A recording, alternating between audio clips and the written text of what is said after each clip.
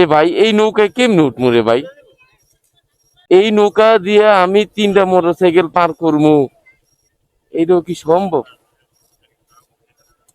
আর motorcycle যে আমি ঘুরে মুহে তো 35 কিলোর মতো যে ভাঙ্গার আছে যাও যায়।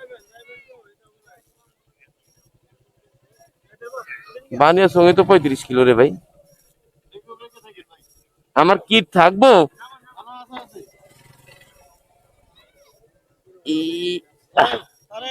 কোন জায়গায় আইছি রে ভাই?